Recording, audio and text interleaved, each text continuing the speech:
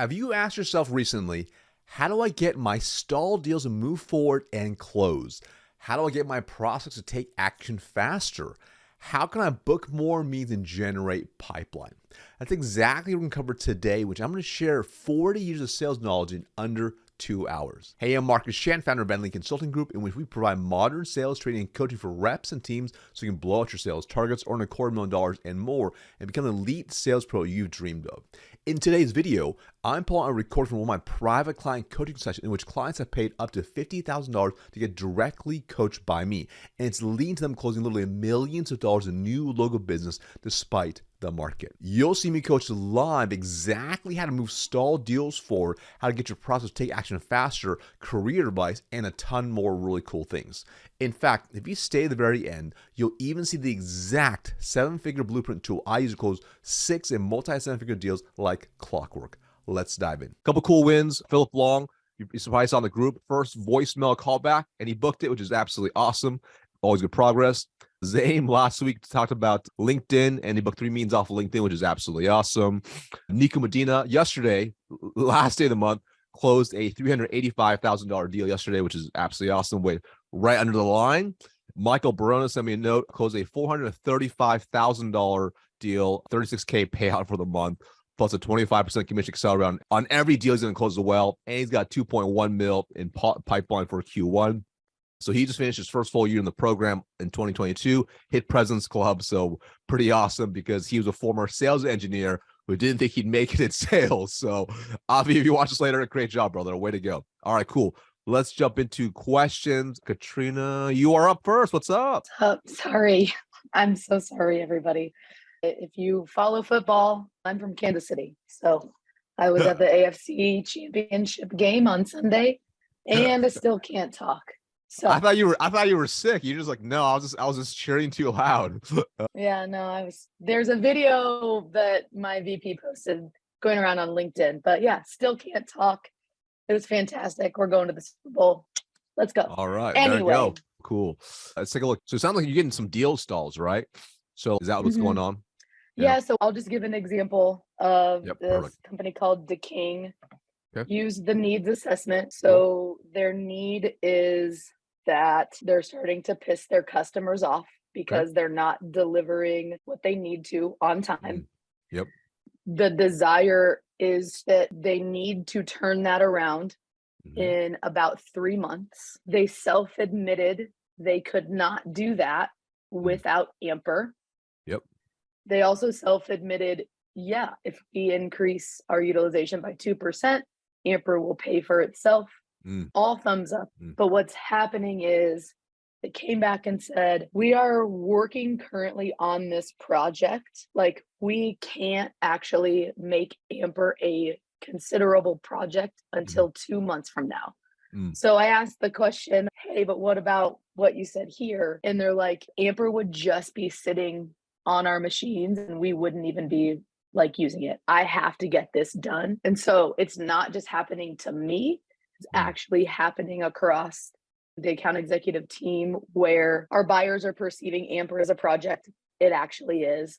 And they're delaying because they have current projects they need to finish before putting their full attention to us. So I need to know, what am I like? That's great. I got all the information and I know, but there's still, we're not prioritizing this project. Cool. That makes perfect sense. Anytime you try to implement change, you're going to run into whatever they got going on. So for example, like for The King, do we know exactly what projects they're working on right now? I do not know all of them, but he told me the project that they're working on now. I forgot the name of it, but he was like, I have to get this done in the next 2 months. And how are they stacking, and why exactly do they have to get done in 2 months? So that's where I feel like I'm missing the ball is understanding what projects they're working on now, because I can't give you an answer. Understanding what projects they're working on now, how they're ranking them, and where I need to earn the right to be like, this is why you need to put Amper on the top of all of those projects and why. Yeah, because I always like to put myself in the buyer's shoes. So there's gonna be times where sequentially in the order of things, they might have to do certain things first before they can implement Amper. That's something that can make sense sometimes, but I never like to assume that's every time. Sometimes it's going to be his, but that's not going to be every time. So that's why it's important to understand, because they're perceiving whatever these projects are, they perceive this, the project they must do first is a higher priority because it has a higher impact or potential loss. That's what it breaks down to. So whenever people are making decisions, they're always thinking, what's my upside? What's my downside? So when they're comparing projects, they're like, here's project 1, 2, 3, and Amper.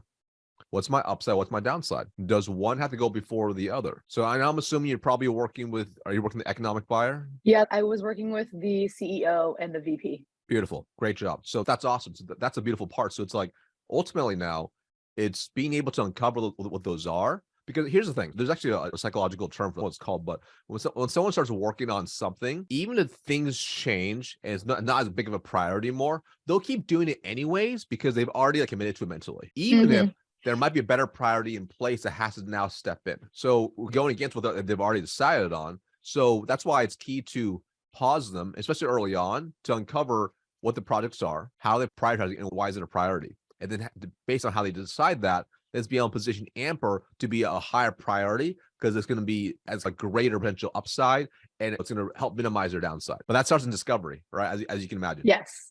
Yes. Like it starts in discovery because then you can do your best to do it. And it's not gonna be perfect every time, but if you can cover that up front. So my thought, how I do my intro, just from last time I was on, is my last question is to really open the conversation up with what goals are you working on right now that are important, right? For every role. And so it seems, and I'm getting like good, like next level questions out of that, which is helpful. It seems like after I understand their goals and their hindrances to reaching them and where we would apply Amper to those, it just feels like my straightforward next question is, so what projects are you working on right now in general that are a priority to you? Would it make sense just to say, to understand like where we would fall in project priority? So they're gonna be like, okay, she wants to try to see where she's at, which is, it's not necessarily bad. I think it's actually very good to uncover, hey, because really understand when I want to understand what projects they're doing and how they prioritize, it's more so I can understand their mental models for how they make decisions. And so, hey, for 2023, if you know what their goals are, right, they already told you, hey, so with that being said, with A, B, and C being your goals, what are some of the projects you're working on this year now? How did you decide those? How will that impact X goal you told me? What happens if you don't get those done? So we're uncovering, it's almost as if we're helping them uncover an opportunity cost and cost of inaction if they don't do it. So by doing that, when you uncover that for them, that helps you now uncover the priorities, right? And it also tells you like really how deep you have to really go to create that gap from where they are, where they want to go. And if you see this to be especially a big issue, you can actually then go and help them prioritize even deeper. So if you uncover their cost of inaction and where they want to go is going to be a huge gap that Amper can solve. Now it's so much easier to believe, hey, so with these 3 other products you have in place, can you see how Amper should be a priority for you? Now, you can't answer that direct until you're deeper into the sales cycle, but you kind of get my point. This helps feel the deal out a little more as you get a little bit deeper into the deal, into how much work you want to do, what you want to do, proof of concept, etc. Make sense? Yep. Those are the questions I was looking for. It's like, how do I ask the actual right question about prioritizing? It's really, to your point, learning how they prioritize, like what's their decision-making process. That's it. Because if you can understand like how they think and how they make decisions, then you can leverage this as part of your process and you can proactively eliminate those objections up front, and or you might even disqualify opportunities earlier on. Because if you do a deep discovery and they're like, yeah, we really want to do this, but you don't want to go too deep, get to that point where you're like doing a proof of concept, you send out a quota, and then like, all right, cool, it'll be 3 months before we do anything, versus that's a priority for them, the other priorities, but they want to get project 1, project 2, because maybe it's going to be a bigger impact because of that. So for example, like sometimes I would say maybe it's like they have to staff properly, right? Hey, we actually need to hire like a whole new plant director. We need to hire X, Y, and Z roles. And after that's done, this is gonna be the #1 priority, but that's gonna be first. That would make sense because they have no one to actually implement everything once they're actually in. So you started thinking what were the priority. It's not always projects based. It can really be what's a priority to really focus on, why. Yeah, changing or interchanging the term project and priority. 100%. Because how you define project might be like, this is how we need to do it, but like they might define it as something else. For example, when I was doing a system migration for my CRM and my tech stack, I wanted to hire an ops person first. So the salesperson from these sales CRM companies they kept hitting me up. I'm going to do it. Like I'm telling you, I'm going to do it. but I want to hire this person to do what to implement everything. So we don't lose any data. We don't have anything messed up. And I need to build the backend automation. I need to hire ops person first, but I don't have the bandwidth. So it wasn't that I didn't want to do it. It was merely timing wise. There's a sequence of events that had to happen first to actually make sure it had a really high success rate. That's the difference between priority and project. Correct. 100%. Now I'm understanding the reason why I use project over priority is because that's the term our buyers are using. Yeah. But that doesn't mean I need to be asking like priority focus. Correct. Yeah. You can go back and forth, right? Hey, what are your big projects this year or priorities this year that you're focused on? Yep. Good question. Cool. Yeah. Cool. All right. Rest that throat. Cool. Taylor, what's up? How you doing? Doing good, Marcus. How about you? Good, man. Good. All right. I got your question pulled up. Ultimately, in a nutshell, you feel like there's a lot of things you want to work on, improve yourself, but it gets overwhelming at times. You naturally think too much and make things complex to try to do it all at once, but often backfires. All right. So how do you basically overcome that overwhelm of trying to improve everything? Is that what it is in a nutshell? Yeah, pretty much. So how do you currently try to overcome it? It's a good question. I guess I try to write stuff down, right? Okay. I try to break it down. I try to just say, okay, what are the things that are probably going to be most important right now? And then focus on those. But the problem is that I easily get sidetracked and I start focusing on other things. I have so many things going on all the time that I end up losing track of the priorities that I set for myself. That's usually how I try to do it. So what's one like good example, just so we can have some context, so I can give you guidance? We can apply the same principle to pretty much anything. Yeah. One of the priorities that I have for myself right now is trying to just have a better sales process for myself. Okay. Something that is more standardized, something that I can just follow without having to really think hard through every single decision that I have to make through the sales process. So I'm trying to standardize that more, but it ends up becoming very daunting because there's just a lot of things to think through all of the time. And I'm like always making adjustments. I'm always second guessing myself. So it's just a matter of keeping everything straight, not letting myself get overwhelmed with it all, and actually putting myself in a position to get it done quickly and not drain a bunch of energy. So when you look at, say, the whole sales process, there's many like little micro steps to the whole sales process. Yeah. What would be the step you'd want to fix first and really improve and refine? Probably closing. That's obviously because that's going to have the biggest impact on results and performance. Good. And ultimately, what do you think probably impacts closing the most? I would say from my perspective, it's probably going to be getting organizational buy-in from all the stakeholders. Good. So that's a symptom of everything else, right? So like having a good or bad closing ratio is a symptom of other parts of the process. And you apply the same concept here. So really at the end of it, like when you're trying to effectively multi-thread, what it really breaks down to is how well do you run the first discovery? That really sets a tone of how you can carry the rest of the opportunity, right? So the way we focus on helping you improve closing is you focus on one piece at a time.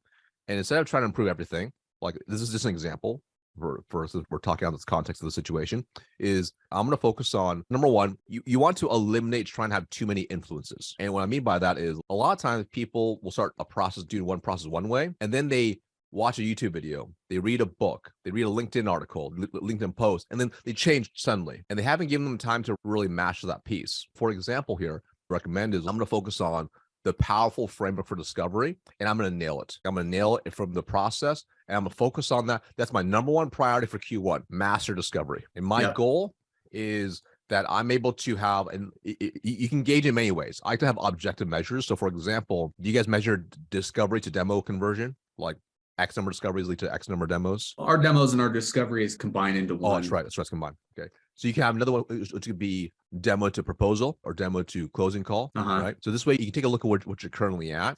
Ideally, it's metrics that's easy to find. Like you don't want to try to pull a bunch of data and make it hard because we're trying to build a new habit here. Yeah. All right. So for example, let's just say, for example, you're like, all right, I want to be able to go from the discovery demo and at least 50% of them we do proposal for and make an offer. Yeah. So let's just say, for example, if we have 10 discovery demos, 5 get a proposal. So it's 5 by 10 to 50%. Just take a look at current numbers and set a metric is really the key. And now your only focus now for Q1 is to get that as high as possible and really master discovery. You focus on one single thing. Does that make sense? Yeah. And then You don't deviate. Like, you do your best to not try to consume a bunch of other LinkedIn content, not try to consume a bunch of YouTube videos or other books. Like, do your best. Like, I'm going to zone in on this number one thing, right? Yeah. Now, what I do recommend is then you need to have a feedback loop to make sure you stay on top of priority, right? Yeah. Here's a really simple example. If you make it a habit, you can just add on your calendar every night before you go to bed. You just write down, like, what are 3 things you did that day to work towards discovery, or how you did, or reflections. So you make it your number one focus. Does that make sense? Yeah, it does. And you can apply the same concept to like anything you're trying to become better at. You just choose once, like, you take the big step, the big elephant. What's one bite I could take right now? And I might have to keep taking the same bite on the same like piece over and over for a while. And only when I feel good about that, then I'm going to move on. Yeah. It makes it much easier to actually stack skills, but also build long-term habits as well. So it's like when someone's trying to, like, say, lose weight or be healthier, it's really hard to say, okay, I'm going to go from eating my regular diet to 0 carbs, 0 sugar. I'm going to fast 19 hours a day. I'm going to work out 3 hours a day. That might be too big of a jump for most people versus, you know what? I'm just going to use a smaller bowl for dinner. Okay. I'm using a smaller bowl for dinner for next week. If I do a good job with that, cool. Then I'm going to start add a salad in and replace one of the meals for salad. Yeah. You start like micro stepping it, but what happens is not only are you going to increase the skills, but you also build confidence in yourself that you can actually commit to it. That's like half the battle, is like being able to see that progress. Does that make sense? Yeah, it does. So that's what I'll recommend. And also, if any way you can have a scoreboard of some sort, an engaging scoreboard. So something visual. It could literally be as simple as a Google tracker. If you've seen the Ascension section, there's a life tracker where it breaks down categories. You can rate yourself every single day. Mm-hmm. Even something like that would work. Or it could be, I think Jerry Seinfeld had a physical calendar. So every day he'd write jokes. Every day he wrote a joke, put an X over the date. Yeah, I remember that. Same concept. You just make it simple, visual, and easy for yourself. And you start stacking skills from there. Does that make sense? Yeah. And if I'm being like transparent, I'm probably the worst at consuming way too much content all at once. Most people are. Yeah. There's stuff coming in from LinkedIn. There's stuff coming in from on Slack from the sales team. Mm-hmm. There's obviously your program, which they're all good things. There's nothing bad about them, but it's just overwhelming. And it just, So, and I think the other problem that I might face along with all this is that I think I probably get a little impatient, wanting to see things change quickly. And the thing is, in the back of my mind, I know what everyone says is you have to you bite it. How do you eat an elephant? It's one bite at a time. I've always known that, but it's a matter of me just being able to get over that and realize that things are going to take time to get results. Yeah, it's simple. It's just not easy. Simple execution's hard. Yeah, so Christian makes a great point. So the daily win journal is really, really useful too, because this is actually why it's really key to have a really tight feedback loop. So when you have a daily win journal, if every day you can even write down, hey, cool, I gave 100% discovery call. Even if it didn't go smooth, that's okay. I really nailed uncovering the pain. It was like level 10 pain. They were like crying on the phone, on the Zoom, basically. Okay, cool. I did a really good job with the multi-threading piece of really uncovering all the buying influences and getting their names. Great. So this is why it's key that you have these daily wins so you can actually look back and really reflect on what you've done. Because a lot of times our day is so busy, we don't get a chance. So when you do it consistently, it really helps as well. What I also say as well is some people may disagree with this, but I'm about I like to subtract in order to multiply. So meaning if I know, and some people aren't going to like this, but if I know that if I read LinkedIn, I'm going to read from all these influencers, and by the way, most of them have never carried the bag or done the job before. Just so there's a lot of fake stuff out there. But if I read these posts and quotes and these things from other people, and it distracts me from what needs to be done, I'm going to eliminate that. Meaning, you might want to use a Chrome extension called Newsfeed Eradicator to completely remove your feed. So if you go on there for LinkedIn Sales Now or do other stuff to actually build the business, you don't get distracted by that. I don't use for LinkedIn because I need it for business, but for Facebook, Instagram, I have that blocked out, so I can't see the feed. That's good. So this helps me minimize it. You can do the same thing to YouTube. You can also mute this. I hate to say it, but you can mute the sales channel, all right? If there's a sales channel that's just posting different tips, etc., maybe it's you put it in your calendar, I'm going to check that once a week. So this way I don't get distracted for the whole week. Yeah. Oftentimes, being really successful at anything is just zoning in on one thing and doing it really well and making sure you have mastery versus changing it too much. So that's why even when I'll listen to some call record from students in the program, and each call sounds different than the other because they don't have the fun. It's not locked in consistently. Right. So even what they say each time, so it makes it hard to fix things that's going to improve across the board versus the most successful, they're pretty consistent. Like they're 89% of the time they're running the same thing, so they can just keep compounding from there. Does that make sense? Yeah. Cool, man. Is that helpful? Yeah, that does. Cool. That helps. I think that's my biggest thing is I think I know all of the things to do. It's just a matter of simplifying my life and then like you said, focusing on one thing at a time, just practicing one thing at a time, because there's so much context switching in my brain all day long. Like right now, I just started doing the anti-routine exercise that you have. Good job. That's a really good idea because I don't have a great routine and I need to figure out like how to have a better one. So it starts with removing what you're doing. Let me show you guys all something like this.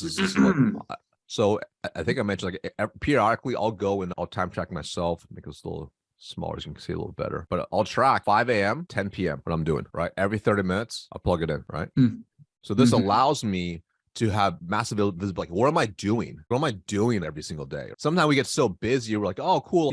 I've been so busy, but then what did I actually do? Because there is context. There's real life context switching. Like me in the morning, I do some more stuff in the morning, and then I'm getting my kiddo ready. There's this weird context switch of like going from business mode to dad mode. Yeah. Dad mode's like trying to keep my kid alive and get him to school, feed him and stuff, do all that stuff. It's context switching. But then I'm still working on still, but then I'll plug into a calculator. And then, by the way, this is in the program too, right? So this is all in the program. So you can do the same thing. So my point is like for everyone out there, this is how you start by understanding what are you currently doing, being aware, and then you start removing things that don't serve you. Because when you're moving things that don't serve you, then you actually have bandwidth to actually do the things that are required. Or you might realize I need to do a better job with time blocking instead. That's where it starts. It's like stepping on a scale. It's painful to look at, but once you see what it looks like, you can make a change. What do you? Yeah, just from a tactical perspective, I was thinking about because I just started that thing this morning. Yeah. And I'm like, what if I'm doing a bunch of different things within half an hour? Put them all in there. Am I supposed to record all of that? Put it all in there, right? Or here's the thing, you can take the same concept, and if you need to break it down by every like 10, 15 minutes, that's fine too. Yeah, that's right. I was just like, I'll break it down by 15 minutes. It's more now, more accurate. Again, so that's a signal, right? It's interesting. That's a lot of context switching in 15 minutes. Yeah. Interesting. What can I do to better batch, right? Yeah, that's a good point. So you start realizing ultimately the goal is just to have awareness. And you do your best to fix it, right? Like you're not gonna be perfect by any means. And Brad, you're absolutely right. So this is the same concept that James could talk about in Atomic Habits, right? If we can build better habits, we can be better salespeople, better human beings, better friends, family, spouses, community members, neighbors. Like it all starts with like getting the habits down. Because once we get that down, it makes it so much easier to actually show up. And then you do your best to stick to it. Nobody's perfect, and there's always weird things that happen. But if you can stick to it 80% of the time, once you have your plan, you already had like majority of the population out there. Yeah. Atomic Habits is a great book for sure. Yep. Hey, don't read more books, man. We just talked about this. Yeah. All right. Less intake, more execution. Exactly. I was just going to say it's a great book, but it's a prime example of great content that ends up just getting locked away in the archive. Yep. Yeah, you got it, brother. You got it. So cool, man. Great question. All right. Thanks. Cool. Brad, yep, the time tracking, that is in Ascension 6.0. So that tool is inside there as well. So you can make a copy and do that for yourself too. Christian, what's up, man? How you doing? Marcus, hey, what's going on? Let me put my camera on. Hey, happy Wednesday to you and everybody. Good to see you. What's Great up, to dude? see some of the familiar faces out here. Oh, yeah. Yeah, I did submit some of the questions. Well, the whole thing that I have going on. Yep. I was just hoping to get a little bit more clarity because, it's very late stages with these companies. Got another offer today officially also, just before the call. Cool. But where do you want to start? Because I'm a little bit in a dilemma right now. So make sure I understand. So it's cool. Yeah. Company number one, off on the table. You told me you give an answer by the end of the week. Company number two, you're partway through the process and there's more steps next week, which is cool. And because like company number two is a really great company as well. So what do I want to do to best handle the situation, right? In a nutshell. Is that pretty fair to say? Yeah. So with company number one, the offer's already on the table and another one came in today. I'm expecting another one later in the day as well. But my dilemma is that company number two, like I mentioned, I spoke to the recruiter yesterday. We were able to expedite the process and whatnot.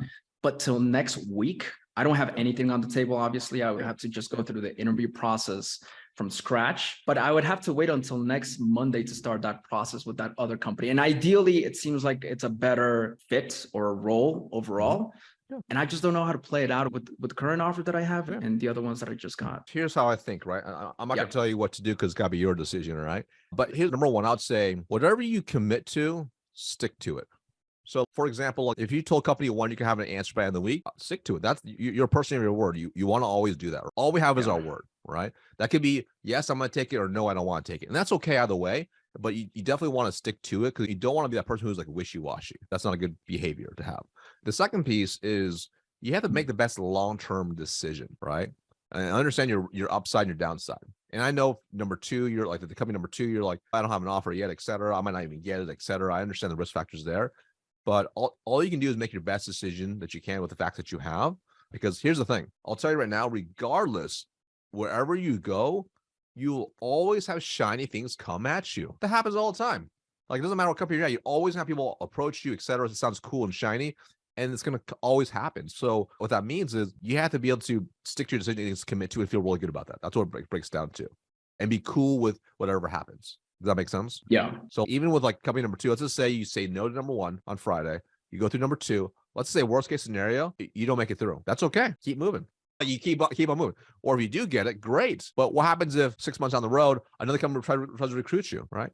And what you don't want to do is chase shiny things. Ultimately, success in anything in life is committing to your decisions and sticking all the way through and making the best long-term decisions. And when you think about where you want to go, you want to think 3, 5, 10 years, even longer if you can, where you want to go and see if this opportunity aligns to that as well. And then you make the best decision towards that. So for example, if company number one doesn't actually fall within that, you already know your answer. I wouldn't even wait till Friday. You want to make long-term decisions, right? And think about long-term gains. Yeah, this is actually how you just win in life in general. Does that make sense? You're like, that makes it more hard now. That's definitely in the back of my mind as I've been, again, just contemplating this. Yeah. But at the same time, like I've shut off everything that's going on with the marketing and whatnot. I don't pay attention to it when I'm prospecting. I'm going through the job hunt. However, I still want to be a little bit conscious of that also and don't want to be just too picky. Because I haven't even started with company number two, as far as the interview process goes. And like you said, worst case scenario, I don't get it. But then I just completely remove the offer that I have already on the table. That would not be a great thing either. The other thing you want to think about too is you got to think about your cash flow situation. So that also impacts your risk level too. So if you're like, actually, I'm comfortable, I'm good, I could probably have another 6, 12 months. Cool, great. But you have to make the best long-term decision for yourself. But here's the thing though. If you go to company number one, which that's fine, just you want to be a good human being, just tell company two what's going on, not drag them along either. I did. I already told them that I had some offers. The earliest they were able to put it was for next week. What I meant was, if you commit to company number one, you're like, I'm going to do it. Cool. Like I'm all in 100%.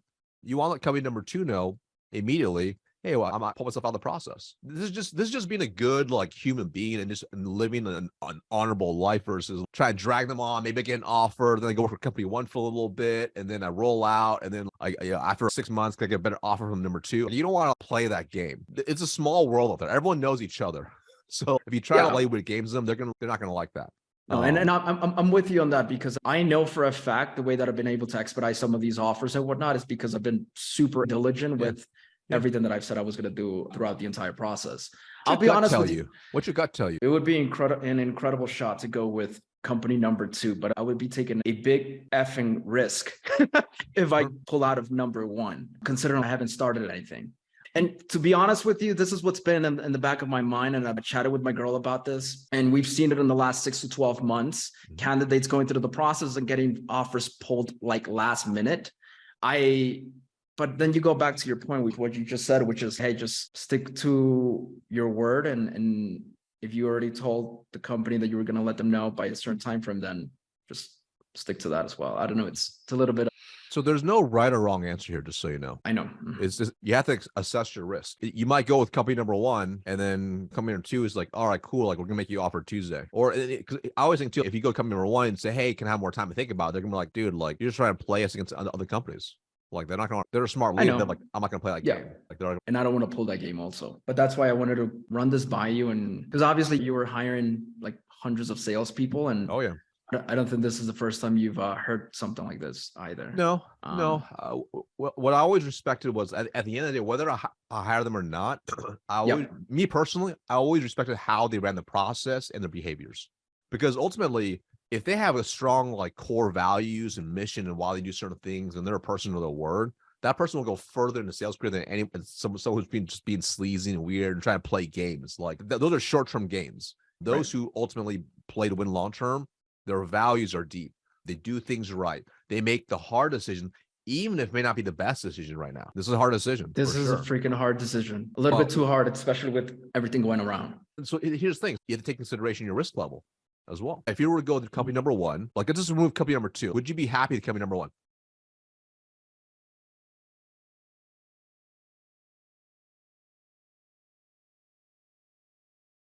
Yeah, I would.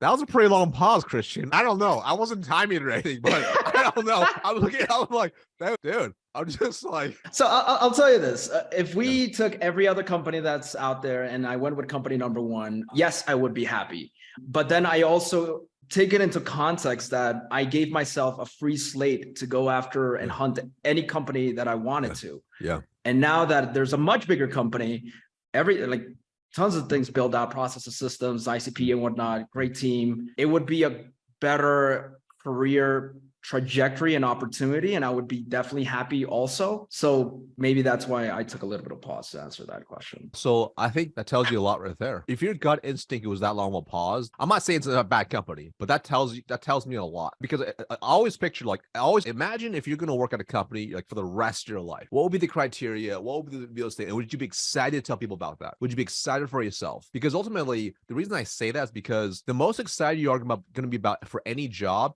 is right now before you start. Like, it's the joke always how hiring people is like, the best a person will ever be is right before they start. After that, who knows? It's unknown. So if you know that to be true, if you're a little bit hesitant right now, imagine how you're going to feel when things get hard, because it will get hard. Everything gets hard. It will get harder to sell next 12, 24 months. It will get harder to profit. It will get harder to close. You'll have tough leadership. Leadership will change. Products will change. Things will only get hard. Change is the only constant. That's why I'm always like, think long term. Because when you think long term, then you're going to be willing and open to deal with tough times with any company. That makes sense? It does. Then if you were to ask me about company number two, then that would be a definite yes right away. But I don't have anything in place. So that's what I'm saying. I understand. It's and by the way, I'm keeping an extremely cool head with any companies. When they offered me, like, they give me a call and whatnot, they're like, hey, you got the job. I'm just like, okay, awesome, great. Because I know none of this should count until you start the job. But a hard yes would be for company number two. I just haven't started it. I know, I understand that.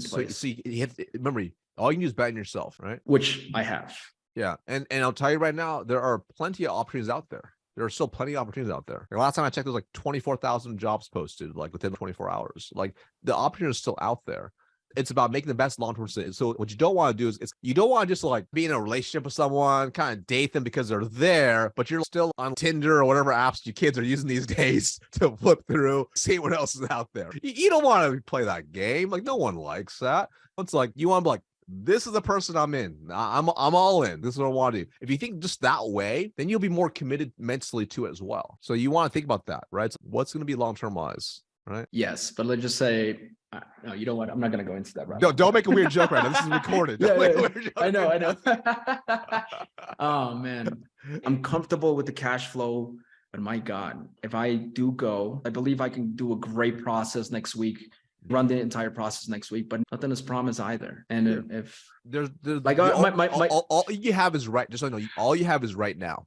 Just so you know, like, you can go company number one right now, and they might be like, rescind the offer. That could happen. You can go with company number two, and then you can't crush it. And they can go all the way through the process, and suddenly at the last second, actually, we're going to cut a head count. Actually, we're going through a big layoff right now, and we can't hire you. That could happen too. Yeah, there are so many what-if situations. This is why the best thing to do is to invest into yourself, and you bet on yourself, because that's all you can control. You can't control the circumstances. You can only control how you act and react to it. You can only control your actions and your attitude. So it's the same here. So with the facts at hand, you make the best decision based off that. Correct. You might need to think about it a little more. You might wait till the end of the week to decide. Well, that's okay too, because that's a time buffer you have. You just know you have a decision you have to make. I'm going with what you just said anyways. As far as sticking to your word, I have to give a decision either way this Friday. Yeah. A lot of these companies that I've been reaching out to, small world, everybody talks. Some people, they provided good references for me as well. Yep. And I definitely don't want to play that wishy-washy bullshit game, because definitely some companies have tried to play that with me, and I called them out on it. It feels gross. Yeah. But you're going through interviews, you like suss that out and you call them out on it, and it's not a good feeling. And I don't want to be in those shoes either. So yeah, no, this has been super helpful. I'll still give it until Friday just to make sure that I have everything aligned, because it's a big risk either way. So again, like similar we discussed with Katrina earlier, right? It's like when you make a decision, what's the upside, what's the downside, and you write it out, and then you just make the best decision based off of that. It won't be perfect by any means, but you got to make the best decision that's going to fit you. Ideally in a long time horizon. Sometimes you got to incorporate short-term thinking too because of the situation. All right. Okay. Thank you. You got this, brother. Marcus. All right. Cool. I got it. All right, cool. Flip a coin. See, flip a coin. See, you know, Tanner, I like it. I've used that magic 8-ball app on the iPhone, right? You got to somebody's got to roll the dice a little bit. All right. So I like it. All right, cool. Enrique, what's up, man? How you doing? Doing really good. How are you? Good, man. Good. So I think I already know how to steer a conversation to a meeting when they tell you everything is good. So tell me a little more about the situation, just so I have a little more context. Yeah, the company switched things this year, so they want us to focus a little bit more in account management instead of prospecting.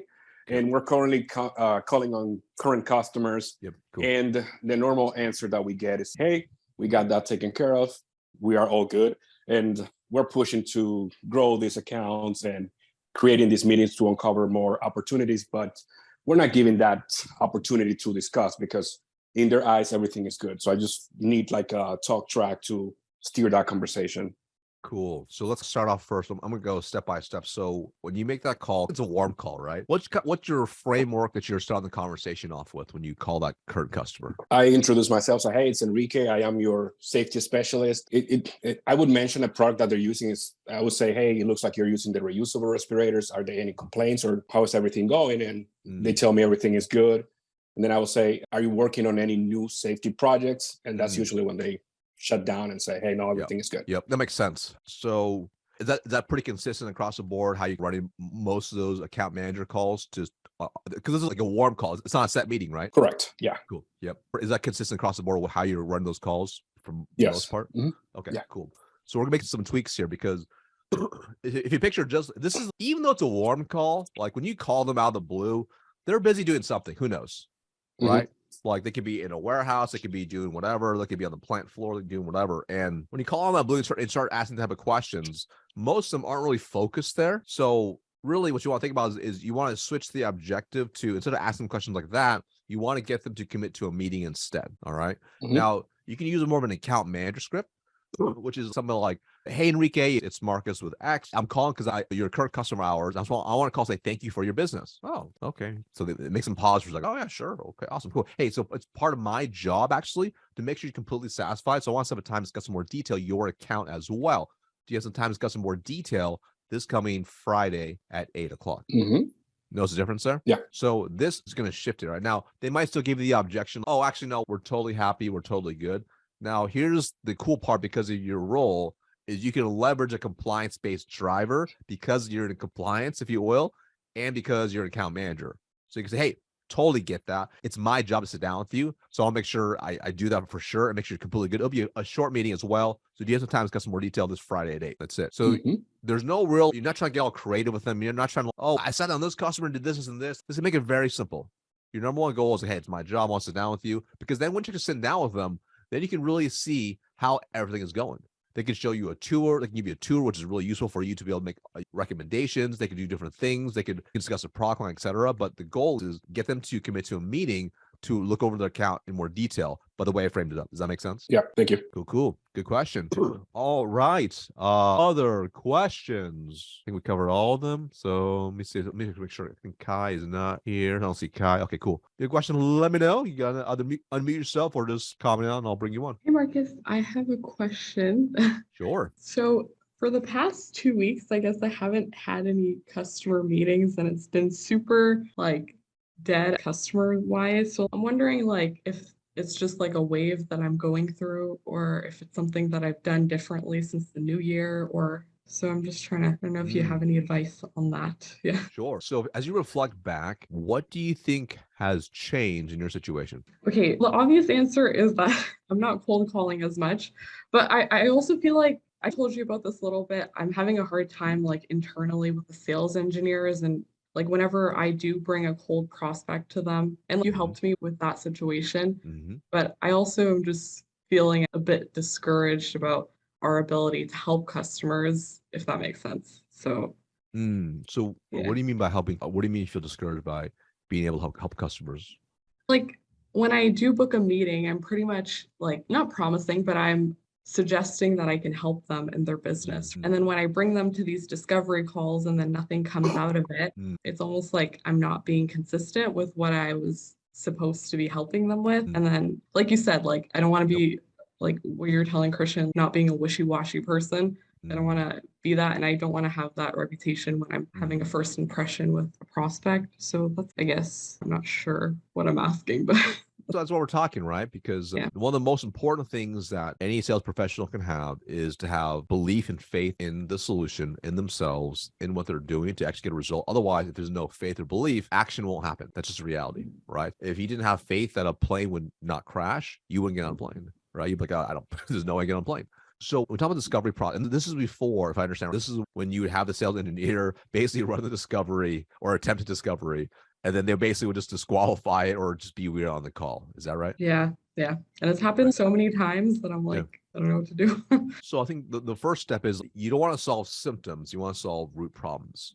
So if we know, do you believe your reduced belief from faith is because the discoveries don't go well? Yeah, I'm pretty believe sure. Yeah. So if we believe that to be true, so let's say if it went really well and it was leading to closed deals, would you be more willing to take action? Totally. Yeah. Okay, cool. So this is how we start figuring it out. So if you know that to be true, then we have to fix the root issue. If the root issue is going to be the sales engineers, now it's like we got to fix that first. So have you started having conversations with the sales engineers to help them readjust how those calls run and where you're the quarterback, where you're the conductor running the call? I literally have like in the afternoon, like 3 meetings just about that, like just trying to figure out like some of the things that we talked about in terms of, I guess, like gap selling sort of thing. Yep. That's the plan before I like start cold calling even more. Yeah. Good. Yeah. So that's today. Is that right? Yeah, that's today. Yeah. Well, first of all, great job. That's awesome. That's like the first step, right? Because now you're working to eliminate that. And by the way, I think it's also important to manage expectations where if you're shifting the process, it's not going to be a perfectly smooth handoff. It's going to be like, it'll probably feel a little clunky first. So just be aware that's the first step. The second step is actually doing it. Because once you guys start doing that, then you can actually start improving how those calls run, where you're taking control of the call and you're merely tapping in the sales engineer to show specific parts of the demo to actually helps with the sales process. All right. So that's important to understand that piece, because once you have that piece, then you can that hopefully build your faith. And then you'll be able to start actually outbounding as well. Does that make sense? Yeah, that makes sense. Yeah, that's good advice. So the sequence does matter, because if you don't have that dial, it's going to impact everything else. And the key is to pause and think what's really holding everything, what's holding me back, and then start working those pieces first. Because once you uncover that, then you're going to be able to actually progress things forward, actually prospect and do those things that actually fill your pipeline up. Because if you have zero faith, then you're definitely not going to take any action. But what's important to understand is like the hardest sale is always internal. Yeah. The hardest sale is always internal. So the better you get internal selling, it becomes easier on the back end. But this is actually why it's important to uncover the root causes and constantly work on them and improve them. Because whenever you incorporate other elements in your process, which is very normal, other people in your process, they're only human as well. So just manage the expectations. They're going to do their best as long as you do a good job explaining it and working with them, but just also be open, create the environment where you can work together to move towards where you want to go. Does that make sense? Yeah, that makes sense. Cool. Good question. Thank you. I also had another question, if that's okay. And if it's okay, if anyone else has experience in this and they want to talk about it, that would be cool too. Just about prospecting and cold outreaches to C-suites, if anyone has any luck with certain things to say and how they positively react to certain outreaches. I think the first piece is you have to keep it really simple. So even the frameworks inside the program, that's what I would start with. You want to start with that first. But especially when let's talk about phones.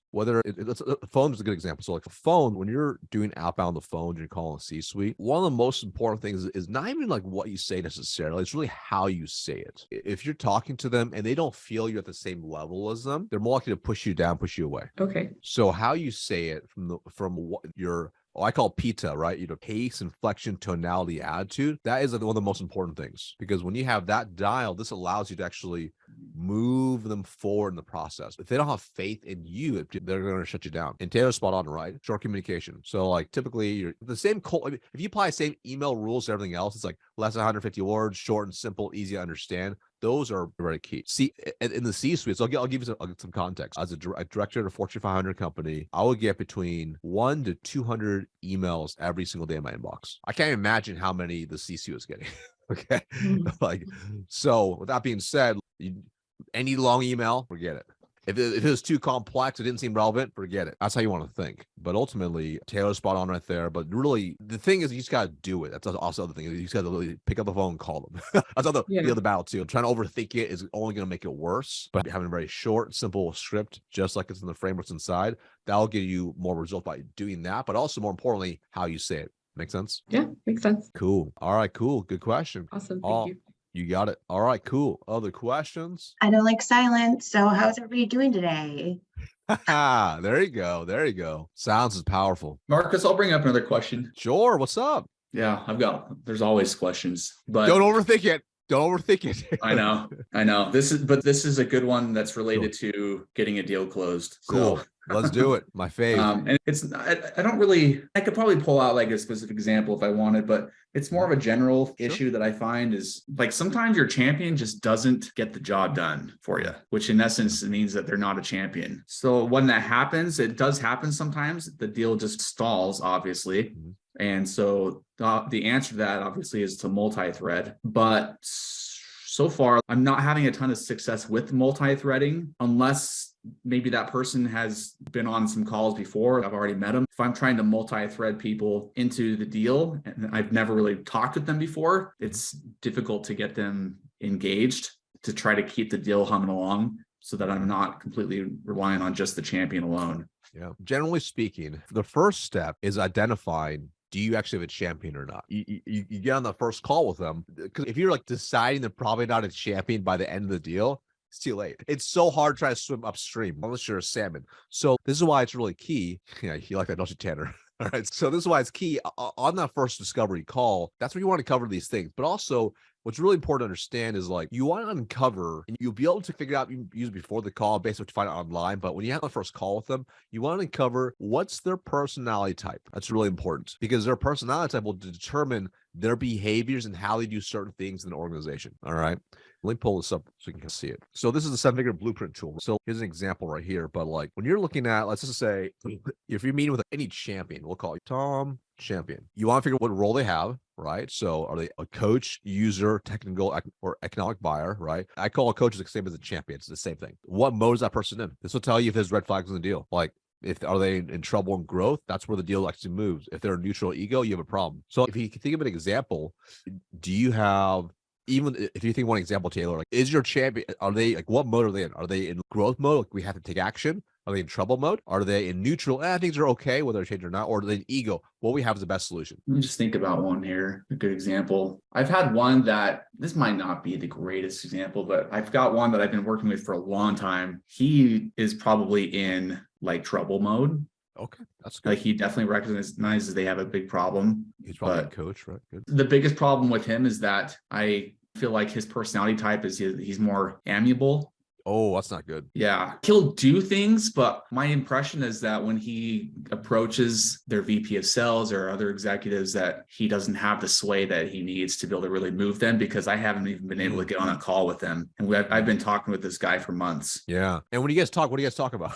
If it's not moving forward, what's happening on these calls? We're talking about what he's trying to do to get it to move forward. And then I'm usually just trying to give him suggestions. Yeah. See here, right? So like we just map out this guy. What's this guy's name? So we have a name to tie this guy to. His name's Ken. Ken, all right, easy. Ken Champion. So like Ken the champion here, he's a coach, by the way, and he's the only person involved in the deal. Is that right? For the most part? Yeah, for the most part. I've talked with a couple other people, but he's 90% of the deals right now. Yeah. So that's hard. That's like having a quarterback in the deal who like, he knows he's got to improve his game, but he's soft. Yeah, this is not good. May not want to push things, move things, has low level influence. So what you have to uncover here is like idea in the perfect situation, you uncover this early on, right? Before you go into demo mode, before you can propose or quote or anything else, like you want to be able to uncover this way early on. Because if you get too deep into the deal cycle and you're sitting with all these red and yellow flags, it's so much harder now to get other people involved. And then also it's like, if you were trying to overstep Ken to the economic buyer, he's probably gonna be offended because now you guys have a relationship and now you guys have been talking, right? So you almost like, you put yourself in this bad spot, like this weird cycle by doing it over and over. So how do we overcome it? First off, it starts with how you do it early on. So when you really think about even the discovery process, how deep did you get into how they make decisions and who all is involved and what that exact process looks like? Man, it's been so long since I've even talked with them about that stuff. Yeah. So for example, do you happen to know what the economic buyers, who that person is? Like the person that ultimately can say yes when everyone says no. So cool. And what's their name? His name is Digger. That's a cool name. All right, cool. And what's their role? Like VP of sales. There's actually probably two. So VP of sales. All right, cool. Who's the other person? The other one, his name is Robin. Cool. Role. What is her title? It's a unique one. Basically like director of marketing for the sales team specifically, however you want to phrase that. That's okay. All right, cool. I'll say this too, that I guess I don't have complete clarity because he has mentioned to me in the past that it's possible that this would have to go up to their CRO, but he's only mentioned that once or twice. And he makes it sound like it's more that Digger and Robin are the ones that are making the ultimate decision. So out of Digger and Robin, who's got more influence? Probably Digger. And how do you know that? He's just made some comments to me in the past about, because Robin's been a little bit harder to work with. And I think if we got Digger involved, we could get this thing through to the end. So this is where you see how what I call like red flags, right? Like, oh, interesting. Mention a CRO. Okay, interesting. I need to find out more. And sometimes when you're in the deal, when you're having a conversation, you might like black out and not realize it's a pink flag or red flag till after.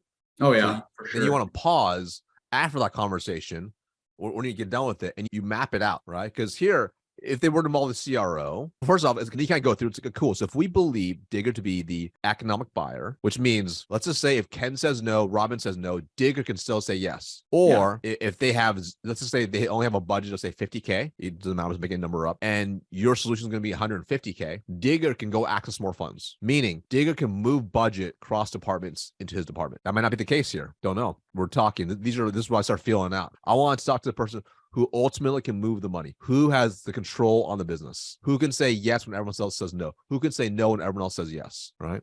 I want to know level of influence, low, medium, high.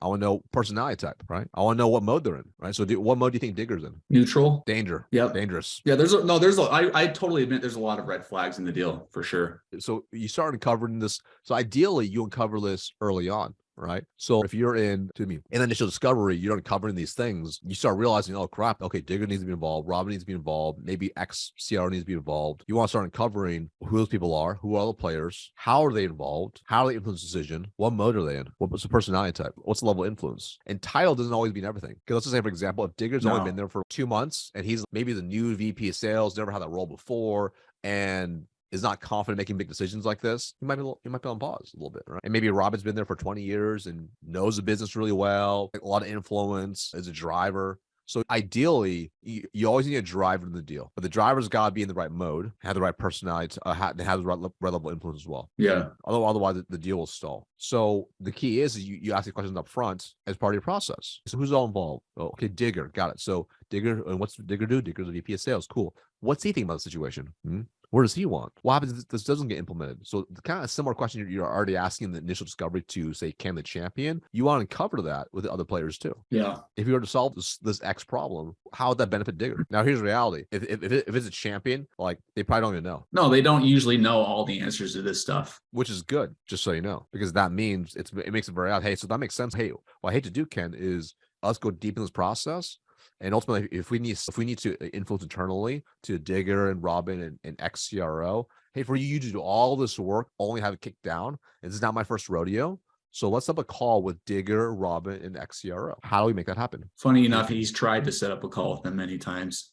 What's the issue? Mostly what I'm hearing back is just that they're just super busy, which boils down to the fact that it's not a priority for them. Yeah. So that means Ken has not been effective in communicating how this is a priority that impacts the whole business and impacts every party on there. That's what it means. Yep, I know. That's why I say Ken is not a great champion. Like, he's just soft spoken. This guy's not getting it done for me. So is he using the current solution? I don't know, to be honest. Do you know where was he inbound lead, outbound opportunity? Inbound. What made him reach out to begin with? Do you remember? I think he found some of our content, just a bunch of our marketing content. He just came in as a lead. He filled out a lead form, and we had an SDR that reached out to him and booked a meeting. Got it. And why did he take the meeting to begin with? Because he wanted to be able to scale their sales engineering team with demo automation. Got it. And at that time, was the VP sales, CRO, Robin, were they aware that he was doing this? Probably not. So these are like questions you can ask up front. So Tanner, do you want to mention something or ask something? It's a tail to this question. So when you're done wrapping this up, I wanted to ask another question to piggyback. Oh, cool. Awesome. Cool. Yeah. And really, so the answer is actually quite simple, Taylor, which is upfront. And imagine if you're like, all right, cool. Like when I get done with the meeting, I want to cover all these things. Okay. If I can cover all these things, then I'll be in a really good spot for my next meeting. Yeah. It's not going to be perfect by any means. It's going to be virtually impossible every single time you nail it. But if you start thinking this way and you start realizing this is a combination I'm running into, then it's interesting. That's what I got to do. Like, it's an old saying where it's like deals are won and lost in discovery, but it is true. I'm sure you've seen it where, let's just say if you're meeting with the CRO or the CEO or the actual economic buyer, if you're talking to them directly, your deal cycle is already cut in half automatically. Oh, yeah. You find out, then you realize, you help them realize they're in trouble mode of growth. It's like even faster. Then you realize they're a driver. Oh yeah. They're like, let's get it done. Let's go. And they have a high level influence. You're like, all right, this deal is going to be really fast. It becomes like fast. Yeah. It's the same element. So I always picture it's like you're going to go and make an incredible dinner, right? Like a Thanksgiving feast. If I want to have these elements for my feast, I want to have these ingredients. I'm going to cover all these in discovery so I can make sure I have all the ingredients to actually make the feast. If I miss ingredients, then I'm going to have to kind of pull whatever's in the fridge and pantry to throw something together. And it may or may not be good. Right. We don't really know. But if I know this to be true, I need these ingredients. I'm going to do my best every single time. I cover these up front to have the highest likelihood for success. Yeah, I think so. Generally, like my first meeting with someone that ends up being the champion it's 30 minutes long. And I always end up running out of time because there's just way too many questions to ask, too much stuff to show, too many next steps to talk about. And so I totally end up running out of time to even get to some of this kind of stuff, as important as it is. Sure. So I'm like, maybe our standard demo first meeting is like 30 minutes long. I'm like, maybe I need to make it 45 because it's just not enough time. Yeah. So, well, sometimes you got to slow down and speed up, right? Like somebody's like literally slowing down to actually make sure you get the right information up front. But the key is make it conversational. What you don't want to do is get on there and be like, I'm going to interrogate you. It's like big conversation. You start uncovering, hey, cool. It sounds like you're having this issue. You want to improve your demo automation. So help me understand, how does that impact the business? How's it aligned to the priorities of the company? What are the priorities of the company for this coming year? Given that a lot of companies are going through reduction in forces and reducing expenses. Have you had a conversation already with the CRO or the CEO about this? Oh, you haven't? Okay, cool. Can you tell me a little more? If this was a good fit, how do we influence them so they see the value as well? So you start asking questions up front and it becomes a better conversation. And that might be a 45-minute conversation. But here's the thing. I always think about this. When we think about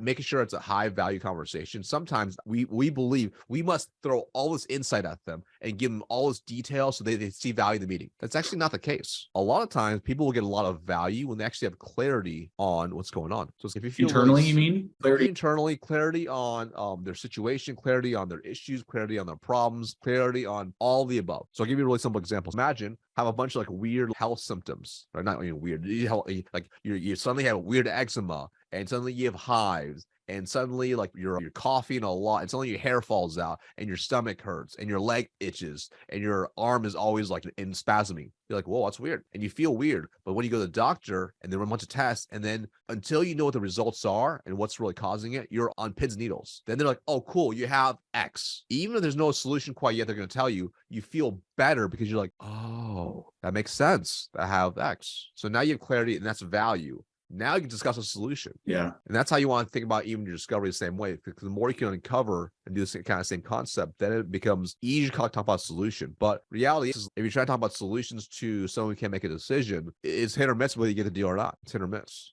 That's why you need to cover these elements. And it's about increasing your win rate. Because ultimately, Ken's probably pretty busy. He probably would hate to, maybe he just likes you. That's why he's having all his meetings, which is cool. But no, he's straight up acknowledged. He's literally told me, I need this solution.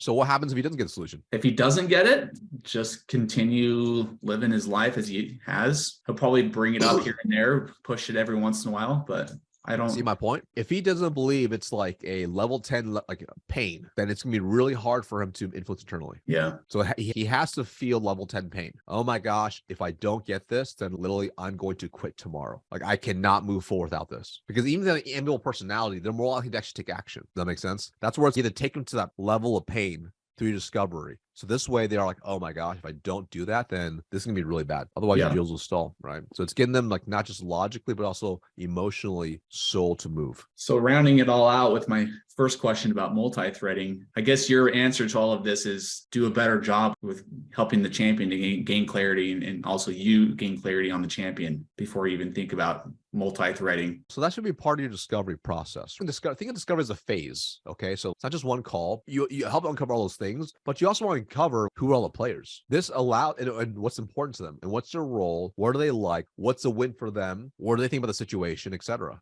Because this will tell you a lot. If they're like, oh yeah, there's also going to be X person, but yeah, I'm not sure. I don't know how they feel. Oh, that's not good.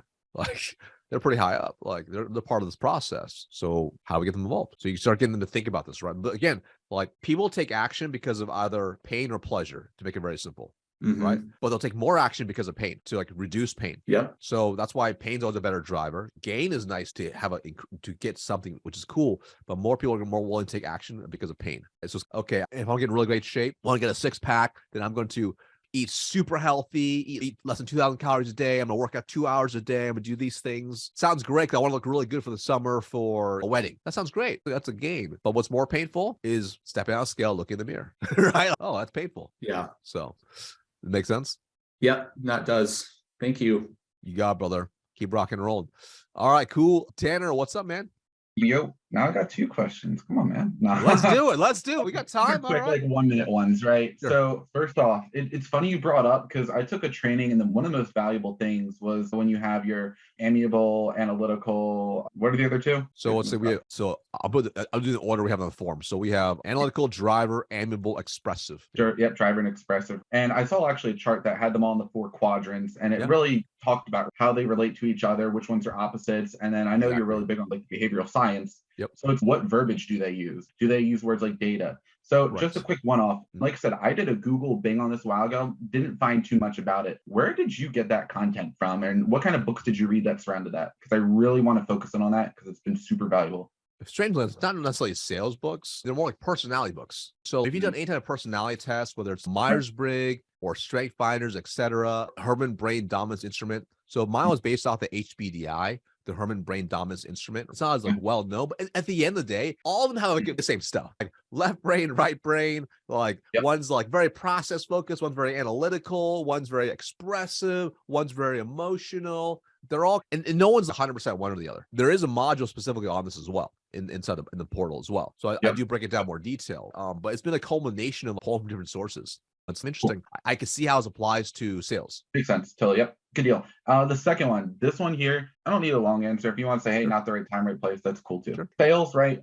One thing, but then there's change management. And the question I feel like Taylor brought up, a lot of that can also involve around change management. So my question's that, once again, you don't have to go into detail if you don't want. So what happens when you have someone who's a champion and they're like, hey, I've been tasked from the CEO, the owner, maybe there's a partnership that they said, I've been tasked as the IT person to complete this. This is why I've been brought on board / contracted. Here's what I'm going to do. So they've been technically given that approval of, hey, do this for our company. Do X, you've been given X approval. They talk to someone like a vendor, as myself. They say, hey, here's the deliverables. Here's what we can do. Here's what we can achieve. And they're like, perfect. This is what the company needs. They go back to the CEO. And even though there's been that contracted agreement of, oh yeah, you can do X, all of a sudden they're like, oh gosh, this sounds like it's pain because maybe the CEO wasn't originally thinking about it. So there's an approval process, but I find a lot of my deals can go quiet because I have a champion. I've been given a yes indicator. The owner says yes, they want to go. However, there's that interaction and relationship that I'm not really a part of. I can try and be a part of it. So the best thing I've done in the past, and my question is there anything more I can do? That's my question. But what I've done currently is say to my champion, a person presenting to the CEO owner, hey, I always offer, would you like to include me? I'm the outside person. Sometimes I like to keep it personal. Not always a good thing, but can work. Second, is there any other kind of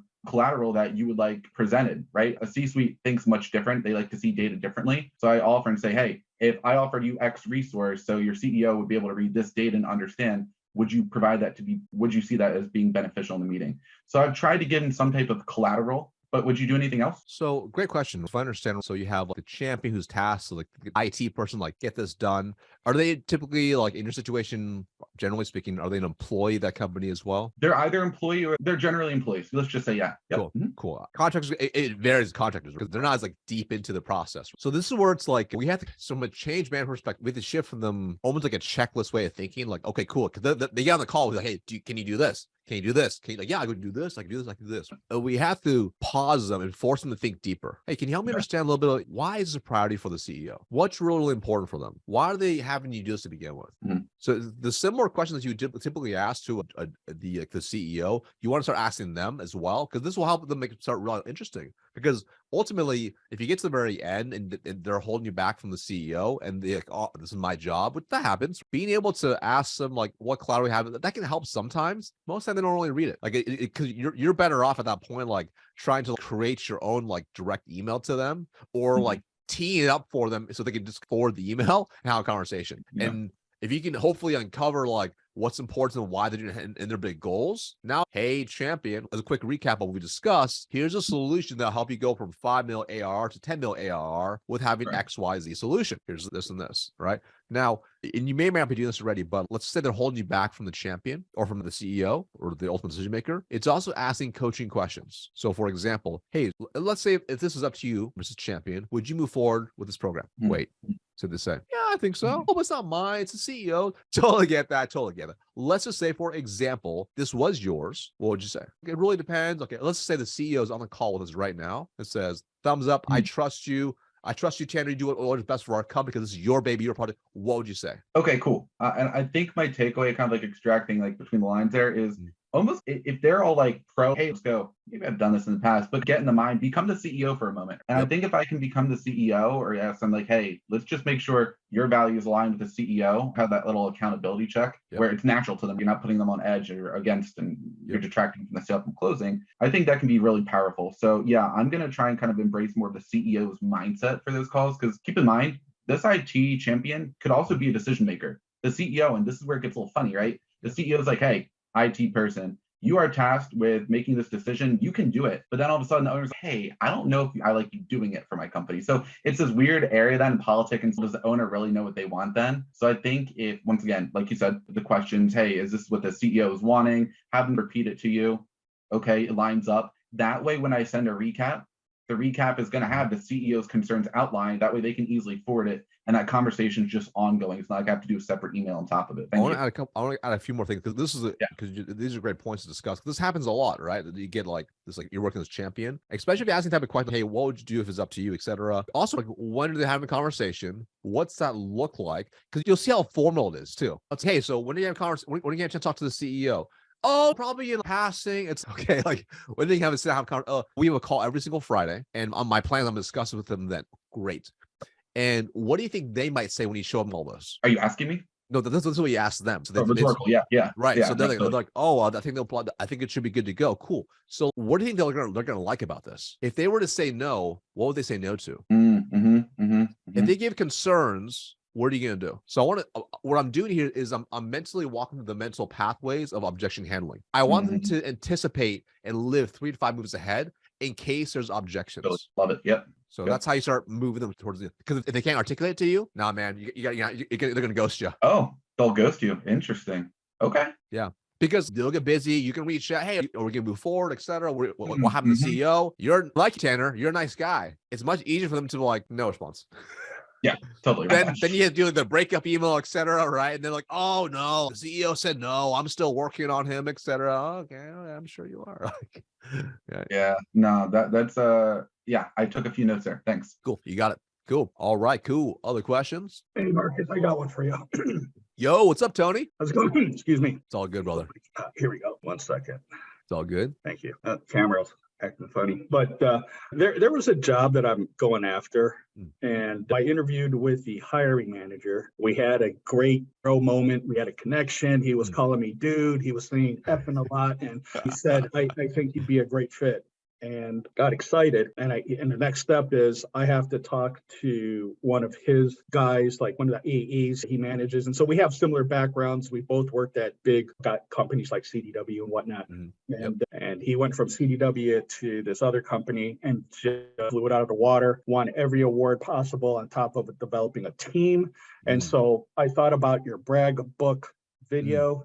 And I'm like, oh crap, this fool already has like everything. I don't know how I can impress, because he goes, I can empathize with any one of you because I've done this job. It's super hard. It sucks, but it makes a ton of money. I'm going to have to start you off at 150 grand.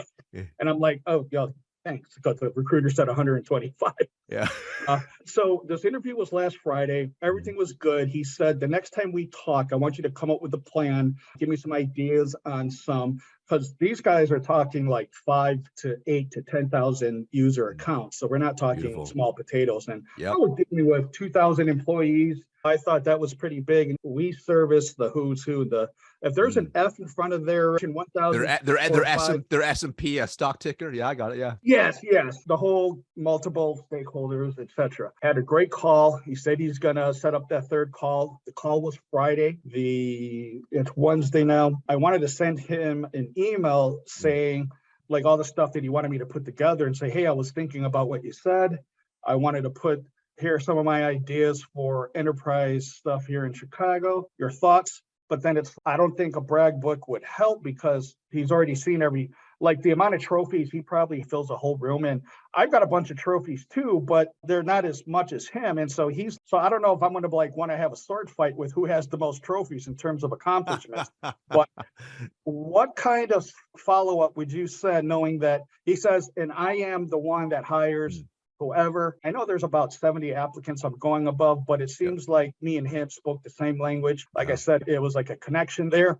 And I don't know if I'm being too impatient or what would your next action or call to action would be right now? Here's the thing, right? I don't think if you send them a brag book, it's going to be like a measuring stick, right? Because ultimately, generally speaking, this is a good and bad thing. Most people try to hire people like them. If you've been successful, they want to hire other successful people too. Hire people that win awards as well.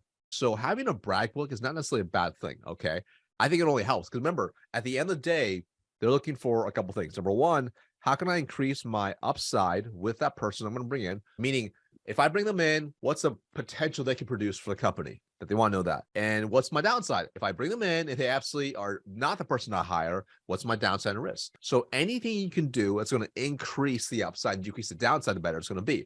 So for example, most people in sales interviews can talk a really big game, but very few can actually back it up. So you being able to showcase awards, trophies, pictures of different awards events you've been to, recommendation letters, email shoutouts, Slack shoutouts, whatever, any proof of how great you are, you have in one single PDF document they can scroll through is going to put you ahead of everyone else. Does that make sense? Yes. So definitely do it for sure. The brag book. And also, should I also include the stuff he wanted me to have prepared, like with strategies, going after those big.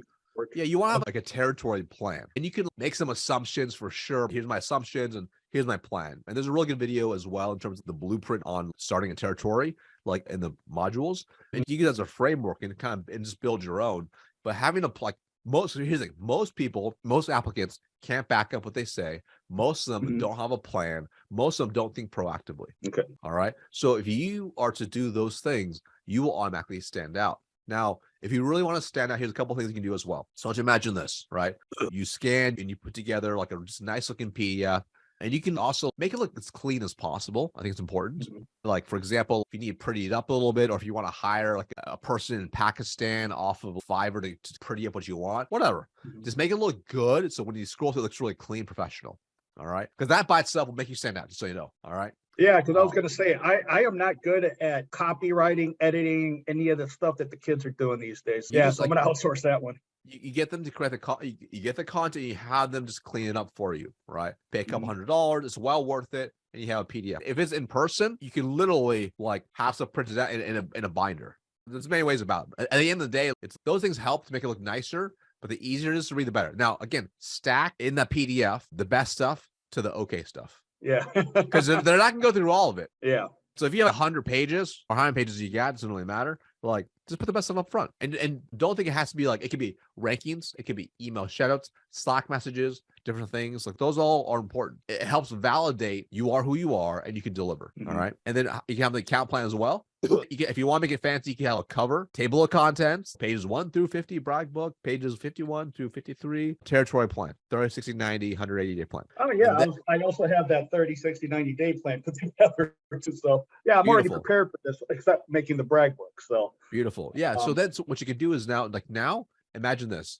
You pull up, use Vidyard or Loom, and you film, you pull up their LinkedIn, that person's LinkedIn, and you film just a very quick, like less than 45 seconds, maybe 30 seconds video that you can then send over to him. It's really simple. You pull up the LinkedIn profile. Hey, Marcus, it's Tony here. Like, first off, thanks so much for chatting. Probably pumped to work with the organization. I'm 100% confident I'll be best fit for your organization, blah, blah, blah. Want to send you this over as well. I'll put together a quick brag book. And then I'll switch tabs, flash through the brag book really fast, like just scroll through. You take a look at this, like it's 50-page brag book and my account plan. Looking forward to the next step in talking with X or talking to one of your employees. Chat soon. Oh, nice. So now it's like you were showing some of the tech piece and you stand it. No one's doing that first off, right? Yeah. And then you insert that as a GIF inside that email. Hey, name, great chatting last week. Made you a short video. Put the GIF. That's what they can see themselves in the link with their LinkedIn profile, and then links to the documents. Right. Hey, here, by the way, here are the links to the account plan. Here's the links to the brag book. So I heard you say Fiverr, and who are the other platforms I can look for the people that could do this for me? Fiverr's one, Upwork is another. So like they'll go and I'll give you examples. If you pull one up. So like I have a Fiverr person doing. Let me see my order. Actually, let me check my order. I'll take a look. Oh yeah, I'll be happy to use your dude and your guy and or gal, whoever. It's my first time using them, so I'm not 100% yet. But so it started as just a plain Google Doc, and then so let's take a look. Let me show you. Hold on. Let me show you what the before was. This is the before. This is just like a PDF, like very plain, pretty basic. This is the first version. So maybe it's a little bigger. There you go. Like it's the same content, but it looks way cleaner now. So that was a demo that they sent me over. So and it cost me because of the number of pages it was like $162 for that. Right. Wow. And I don't have that much content to show, but yeah. So that was like a 40-page document I sent her. So like, yeah. But ultimately, you can just look up like, I don't remember what I looked up. Ebook creation, right? That's all it was. Editing or graphic design. You can look up different things as well, but you find whatever you want. Let me see. Hold on. I'll drop her in case you want to use her. I'll drop in the chat. And they're basically a graphic designer is what they are. So nice. Okay. Excellent. So now this feels a heck of a lot better. Yeah. Now the only downside is it takes some time, right? So you might not be able to get the time you should want. That's the only thing. So that's the only thing. So maybe I'll ask for. So what's it cost to expedite? Yeah, I'm sure you can ask them if they expedite as well. And or there might be other Fiverr people who are more availability as well, right? Yeah. So, okay. No, but this gives me a good way to get that started because that was pretty. When you said make that brag book, man, I don't know how to do any of that stuff, but yeah, you don't have to. Has your interviews been face to face or like via? And I'm doing really well with those, and so this guy wanted to come up for an interface to face. I do those pretty well too. So like I use a laptop. Something to think about it doesn't always have to be like digital. It's nicer because the environment. But let me see if I can find mine. Okay. All right. So like this is the copies that I usually would make, but you can see here. This is just, you can't see it, but this is like, but I take some of these out, but it's just, I literally would just like photocopy this. And then I went to like Staples for interviews and then I'll get them comb bound. That was it. I wouldn't overthink it. It's as long as but in today's times, it's like with tools today, physical stuff, you can scan things on your phone, the Genius Scan, you can add to a PDF. It's a little bit easier to do some of these things now than it was when I used to actually interview. Gotcha. Awesome. No, those are some great tips. So cool. Yeah, that's what I'm going to do. Separate myself. And yeah, it's like a 50K pay raise isn't a bad thing. Cool, man. Just make sure you don't chase the money. Make sure it's a good company, good leadership. That's the key. Well, if you've heard of a company called Soft Choice, one of the best companies to work, they're Canadian, but they're computers and stuff like that. 3.9 on Glassdoor. Everybody loves working there, so that's good. The best place to work in Canada and in the US. So it's good. The guys, dude, I will help you with anything you need. You'll have my full support. So it's like the guy just made me feel like, okay, this should be home for me. And but I really want that one. And so this kind of going back to old stuff because I've realized that the old stuff was what I was good at. This new stuff, it's not me. I've been doing it for too long, but now they're giving me an opportunity to do it at a much higher level. Then that's why I'm all about that. Thank you, sir. I appreciate you. You got it. All right, cool. All right, we're gonna wrap up then. All right, cool. Thanks, Tony, and everyone else. Have a great day. See you, Iris. See you all later. Cheers. Now, if you watch to this point and you want to get directly coached by me, head below and book a call with my team. See if it's a good fit for our coaching programs. And if you want to see the exact sales methodology for a powerful discovery process that leads to a 40% plus win rate, I'll see this next video right here.